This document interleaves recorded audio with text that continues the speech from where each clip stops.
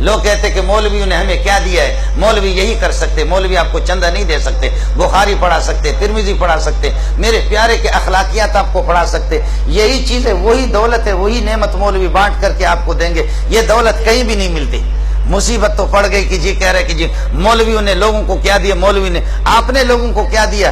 آپ کوئی چور ہمیں دے دیں، کوئی ڈاکو ہمیں دے دیں، کوئی قاتل آپ ہمیں دے دیں، کوئی ریزن آپ ہمیں دے دیں، پرلے درجے کا شرابی دے دیں، پرلے درجے کا نشے والا آدمی دے دیں، ہم تبلیغ میں بھیجیں گے. پہلے وہ شیطان لگ رہا تھا، اب انشاءاللہ اس کی داڑھی دیکھو گے، اب اس کی پگڑی دیکھو گے، اب اس کی تہجد گزاری دیکھ کر تمہیں خدا یاد آ جائے گا انشاءاللہ. آپ سمجھے نہیں میری بات؟ آپ چور، کوئی ڈاکو، اگر آپ کو باور نہیں ہے تو میں بلوچستان کے سرداروں سے ابھی بھی آپ کی ملاقات ٹیلی فون پہ کرا سکتا ہوں. اگر مولوی شبیر کہے کہ مولوی منظور نے چینل بدل دیے تو میں ایسے سرداروں سے بھی آپ کی ملاقات کرا سکتا ہوں، آپ کی گفتگو کرا سکتا ہوں جنہوں نے سینکڑوں لوگوں کو قتل کیا. آج تک نہ مولانا امیر المومنین نواز شریف نے ان کو شکار کیا، نہ ان کو گرفت کر سکے، نہ امیر المومنین زرداری نے ان کو گرفتار کیا، نہ یہ کہ محترمہ علیہ مالیہ وفیہ مافیہ ولہا مالا بے نظیر نے ان کو گرفتار کیا. آج تک کسی نے ان کو گرفتار نہیں کیا. امیر المومنین نواز شریف اپنے لیے شریف ہے، لیکن اس قسم کے ظالموں کو، اس قسم کے ڈاکوؤں کو، ایسے قاتلوں کو جو بلوچستان کے میں جانتا ہوں سینکڑوں کو کسی نے آج تک گرفتار نہیں کیا. آپ کے سرحد کے اندر کتنے پٹھار ہیں، کسی نے بھی ان کو گرفتار نہیں کیا. ان کو اگر گرفتار کیا تو تبلیغی جماعت نے، محمد کی جماعت نے گرفتار کیا. اللہ کے فضل و کرم سے آج وہ جماعتوں کے اندر چلے گئے، آج وہ مدارس کے اندر آ گئے، علماء کے جوتے اٹھا رہے. میں آپ کو ابھی سردار سے ملاتا ہوں، جامع فاروقی میں تھا. اللہ جانتا کہ میں اس کو جانتا ہوں، ہمارے مینگل قبیلے کے سردار ہے. معمولی بات پہ لوگوں کے سینوں میں کلاشنکوف کا پورا برسٹ خالی کر کے چھوڑ دیتا. معمولی باتوں پر سینکڑوں لوگوں کو انہوں نے قتل کر دیا. قوموں کی جہاں پر لڑائیاں ہوتی، مجھے فون کیا کہ مولوی منظور مجھے ٹائم دے دو، آپ سے وقت درکار ہے. میں نے کہا کون؟ کہنے لگے کہ سردار جہاں زیب، سن لینا، آپ نے بھی نام سنا ہوگا، سردار عطا اللہ کا بھتیجا ہے. کہہ لیں گے سردار جہاں زیب. میں نے کہا سردار جہاں زیب آپ کو مجھ سے کیا واسطہ پڑا؟ کہنے لگے کہ پہلے مجھے دیکھ تو لو. جیسے وہ آگے ہاتھ میں تسبیح تھی، میں نے اس کی داڑھی بھی دیکھ لی. میں نے کہا سردار صاحب یہ کیا ہو گیا؟ کہنے لگے کوئی ماں کا لال مجھے شکار نہیں کر سکے، مجھے بھائی عبدالوہاب نے شکار کر دی.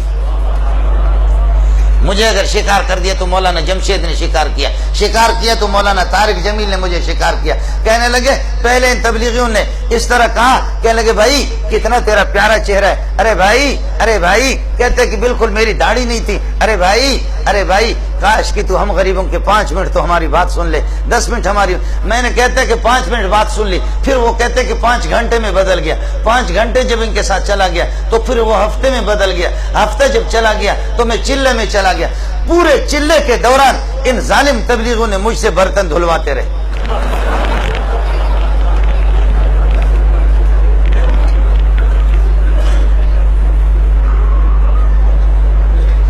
آپ لوگ بور تو نہیں ہو رہے؟